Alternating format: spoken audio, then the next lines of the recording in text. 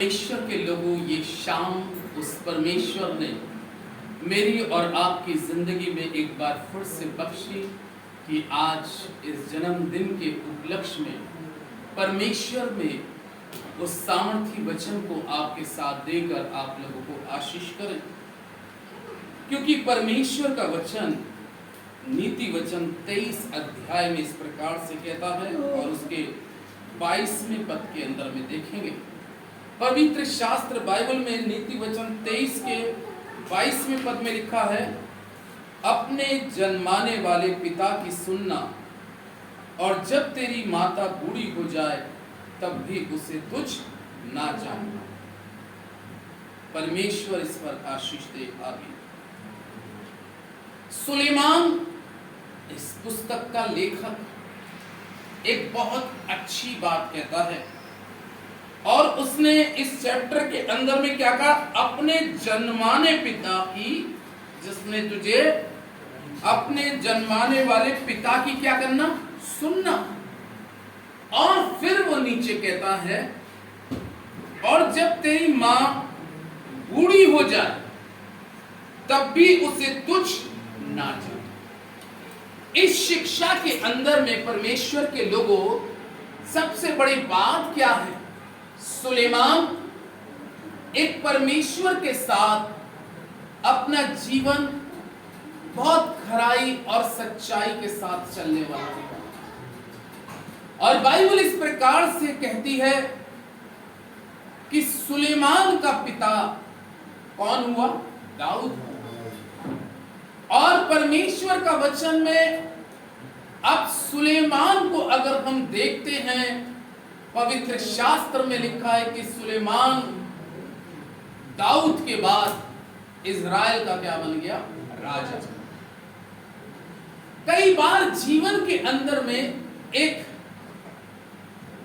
दुख की बात उस घड़ी आती है जिन बच्चों को माता पिता ने बड़े लालन और पोषण से पाला, उनके बचपने से लेके और जवानी तक मैं इस चीज को समझ सकता हूं कि एक मां और एक बाप जब तक उसका बच्चा घर में नहीं आ जाता तब तक बाप और मां लेटे लेटे क्या करती रहती है, चिंता करती रहती है, चिंता करता रहता है, अरे अभी वो बेटा तो नहीं आया, 10 बज गया, 11 बज गया। यानी कि मैं इस चीज को वचन के द्वारा इसलिए बतलाना चाह रहा हूं कि एक बाप और एक मां जिसने मिलके बच्चे को जन्म दिया है, लेकिन कई जगह पर हम और आप क्या देखते हैं कि जब बच्चे बड़े हो जाते हैं, बच्चे क्या हो जाते हैं, बड़े हो जाते हैं। तो जब बच्चे बड़े हो जाते हैं तो कभी कभी क्या देखने में मिलता है कि वो बच्चे बड़े होने के बाद, क्योंकि मैं बहुत से परिवारों में मेरा आना जाना होता है और बहुत से परिवारों में जब माँ या बाप अपने बच्चों की किसी प्रकार की कंप्लेंट करती हैं या किसी प्रकार की उनकी बातें बताती हैं तो दिल को बहुत दुख होता है। क्यों इस बात को दुख होता है कि वो बच्चे को उस माँ ने, चाहे वो बेटी हो चाहे वो बेटा हो, जिसको बड़े प्यार से पाला, और कहते इस प्रकार से हैं कि जब वो मां अपने बेटे को या बेटी को जन्म देती है और इत्तेफाकन वो बेटी या बेटा रात के समय में यूरिन जब बिस्तर पे कर देता, बिस्तर गीला हो जाता, तो मां का एक बहुत बड़ा सैक्रिफाइस होता है। और मां का सैक्रिफाइस क्या होता है कि वो गीले में खुद सो जाती है और अपने बच्चे को कैसे सुलाती है, सूखे में सुलाती है। वो बाप अपने बेटे या अपनी बेटी के लिए हो सकता है कि उसके पास में कुछ ना हो, लेकिन जब बेटे की या बेटी की कुछ ज्यादा ही प्रॉब्लम सुनता है तो वो भी उसको निकाल कर अर्पण कर देता है। क्यों? क्योंकि वो उसका बाप है, उसका बेटी है। इसीलिए सुलेमान जवान बच्चों को चाहे वो बेटा हो चाहे वो बेटी हो, इस वचन के द्वारा आज की शिक्षा दे रहा है। और वो शिक्षा क्या दे रहा है? उसकी शिक्षा में कह रहा है कि अगर तेरा पिता जिसने तेरी जिंदगी भर परवरिश करी है और तेरी बूढ़ी मां जिसने जीवन भर तेरी परवरिश करी है, एक समय आएगा कि तू जवान होगा, लेकिन तेरा पिता और तेरी मां क्या हो जाएगी? बूढ़ी हो जाएगी। एक समय आएगा। लेकिन एक उम्दा बात सुलेमान इस प्रकार से कहता है कि जब तेरा पिता बूढ़ा हो जाए या तेरी मां बूढ़ी हो जाए, तब भी उससे क्या मत समझना, तुच्छ मत समझना। बहुत से लोग इस संसार के अंदर में मां बापों के साथ उनका व्यवहार, अगर हम संसारिक दृष्टिकोण से बात करें, बहुत सी जगहों पर हमने देखा है कि माँ बाप के साथ में बेटियों का या बेटों का कुछ जगहों पे व्यवहार अच्छा नहीं। सबके लिए नहीं कह रहा, कुछ जगह कुछ लोग अक्सर करके अपने बेटे और अपनी बेटियों के लिए बहुत दुखी हैं, बहुत परेशान हैं, बहुत रोते हैं, रात रात भर अपने बेटे के लिए रोता है, कोई अपनी बेटी के लिए रोता है। क्यों? क्योंकि वो बाप और वो मां जिसने उसको जिंदगी भर पाला था, पोसा था और उसकी हर तरीके से, खाने से, पीने से, हर चीज से उसकी देख रेख करी थी, और अपने जीवन के उन पलों में खुद नहीं खाए लेकिन अपने बच्चों को खिलाया। लेकिन उस घड़ी जिस परिवार के भी बच्चे माँ बाप से अलग होकर या माँ बाप की आज्ञा को टालकर अपनी मनमानी करते, तो उस घड़ी पिता को और उस घड़ी उस मां को एक बहुत अफसोस होगा कि जिस बेटी को मैंने जन्म दिया, जिस बेटे को जन्म दिया। बहुत से लोग, चाहे वो बेटे हो या बेटी हो, मैं एक वीडियो देख रहा था और एक वीडियो में क्या देख रहा था, एक बेटी को देख रहा था कि उसके घर में बुजुर्ग माँ थी और वो उससे रोटी या कुछ खाना मांग रही थी, लेकिन मैंने क्या देखा, वो बेड पर उसको लेटाल कर चप्पलों से मार रही थी। वीडियो को देख के बड़ा दुख हो रहा था। वो खाने को मांग रही है, परेशानी, और ओल्ड, बहुत बुजुर्ग, और वो उसके साथ में एक दुर्व्यवहार कर रही है। एक बेटी का बता रहा हूं, एक माँ के साथ उसका दुर्व्यवहार है।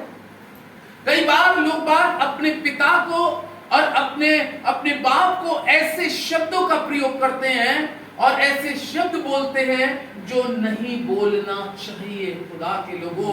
इसलिए मैं आज इस वचन के द्वारा आपको उत्साहित करना चाहता हूं और एनकरेज करना चाहता हूं कि हम चाहें उम्र में कितने ही बड़े होते चले जाएं, लेकिन जो हमारा पिता है वो हमारा पिता ही रहेगा, और जो हमारी माँ है वो हमारी माँ ही रहेगा, और हम सबका परमेश्वर वो हमेशा पिता परमेश्वर ही रहेगा।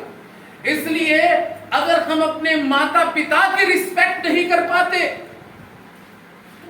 वो बच्चे जो अपने माता पिता की रिस्पेक्ट नहीं कर पाते, जिस माँ ने 9 महीने पेट में रखकर बड़े दर्द और बड़ी पीड़ा के साथ उसको रखा और उसने कितना सैक्रिफाइस करते हुए अपनी जान हथेली पे रखकर उस बच्चे को जन्म दिया, और उससे उसने माँ ने और उस पिता ने उम्मीद लगाई कि जब ये बेटा या जब ये बेटी बड़ी होगी तो ये मेरे लिए एक क्या बनेगी, सहारा बनेगी या सहारा बनेगा। लेकिन परमेश्वर के लोगों, जब उसकी जिंदगी के अंदर में वो समय आता है सहारा बनने का, तो उस बेटे का और बेटी का दुर्व्यवहार जो हो रहा है उससे परमेश्वर प्रसन्न नहीं है। इसलिए निर्गमन की पुस्तक में लिखा है, आज्ञाओं में एक आज्ञा ये भी है कि तू अपने माता पिता की क्या करना, इज्जत कर, अपने माता पिता की रिस्पेक्ट कर, क्योंकि ये आज्ञाओं में भी आया है। जो 10 कमांड जो मूसा को परमेश्वर ने सीने पर्वत पे दिया था, उसमें आज्ञाओं में ये आज्ञा भी है कि तू अपने माता पिता का आदर कर।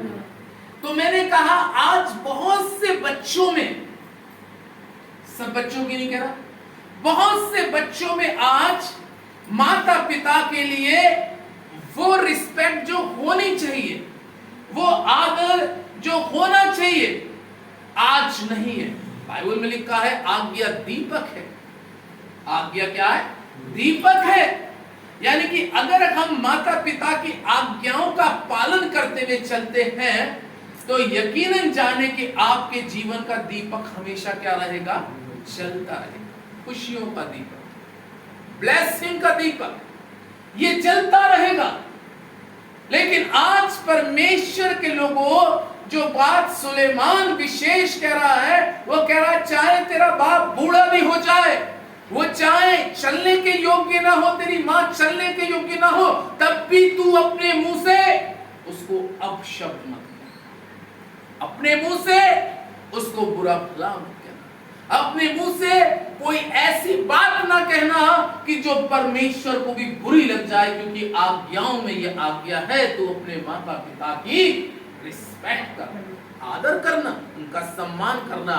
आज बहुत सी जगहों पे आज प्रभु के लोगों उन माँ बाप का बुजुर्गी के आलम में आदर और सम्मान खत्म होता जा रहा है, आदर और सम्मान खत्म होता जा रहा है। एक जगह में था और एक बहुत बड़ा रिच परिवार के अंदर में था, तो वहां पर मुझे पता चला जब एक भाई कंप्लेन कर रहा था कि मेरा पिता बुजुर्गी में है, और बुजुर्गी में जब बहू से बिस्किट मांगता है तो वो कहती है अरे बुड्ढे तू तो हर समय बिस्किट ही मांगता रहता। वो कह रहे कि मुझे भूख नहीं लगती, कभी इच्छा करती है कि मेरे सिरिया ने एक बिस्किट का पैकेट रख दिया जाए और मैं उसको खा लूं, कभी भूख लगे, हर समय नहीं लगती है।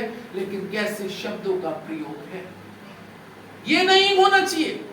अगर हम एक सही विश्वासी हैं, यदि हम एक सही मसीह हैं, यदि हम एक सही परमेश्वर के मानने वाले हैं और उसके वचनों को अपने हृदय रूपी पट्टियों पे लिख के चलने वाले हैं और उन वचनों का पालन करने वाले हैं, तो परमेश्वर का वचन कह रहा है कि जब तेरी मां बूढ़ी हो जाए, तेरा पिता बूढ़ा हो जाए, तब भी उसे तुच्छ मत समझना, तब भी तू उसे तुच्छ मत समझना। यानी कि मैंने कहा कि बहुत से लोग आज परमेश्वर के वचन से विपरीत चले गए, परमेश्वर के वचन को जानने के बाद में भी परमेश्वर के वचन के बिल्कुल अगेंस्ट जा रहे हैं। यानी कि अगर वचन कह रहा है कि तू अपने माता पिता की क्या कर, इज्जत कर, यदि हम नहीं कर रहे तो इसका मतलब क्या है कि जो खुदा ने मूसा को 10 आज्ञाएं दी थी और उसमें यह आज्ञा है, तो हम कहीं ना कहीं अपने माता पिता की रिस्पेक्ट ना करने के कारण हम उस आज्ञा का भी क्या कर रहे हैं, उल्लंघन कर रहे हैं, उल्लंघन हो रहा है। खुदा के लोगों, मेरे और आपके जीवन से कहीं पर भी परमेश्वर के वचन का उल्लंघन नहीं होना चाहिए। आमीन। कहीं पर भी मेरे और आपके जीवन से परमेश्वर के वचन का उल्लंघन नहीं होना चाहिए, क्योंकि जब हम वचन का उल्लंघन करना शुरू करते हैं तो वचन को हम तोड़ते हैं, वचन को हम दुख देते हैं, वचन का हम बेकदरी करते हैं। इसलिए परमेश्वर का दास सुलेमान इस चीज को कहता है, अपने जन्माने वाले पिता की सुनना, और जब तेरी मां बूढ़ी भी हो जाए तो भी उसे तुच्छ ना समझना। हालेलुया। तो भी उसे क्या मत समझना, तुच्छ मत समझना, क्योंकि याद रख ले, अगर तू उस मां की और उस पिता की, जिस मां ने 9 महीने पेट पे रख के अपनी पीड़ाओं के साथ में तुझे जन्म दिया, अगर तू इस मां की और उस पिता की इज्जत नहीं कर पाया, तो जिस खुदा को तूने नहीं देखा तो उसकी तू क्या इज्जत कर पाएगा। आमीन। उस परमेश्वर की तब तू क्या इज्जत कर पाएगा जिसने 10 हुक्म दिए, जब तू उस मां और उस बाप की इज्जत नहीं कर पा रहा।